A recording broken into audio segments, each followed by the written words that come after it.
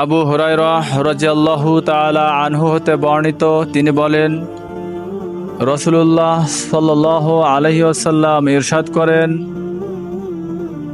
যে ব্যক্তি কোনো রোগীকে দেখার জন্য পথ চলে, আকাশ থেকে একজন ফেরেশতা তাকে লক্ষ্য করে বলে, ধন্য হও তুমি, ধন্য হোক তোমার পথ চলা,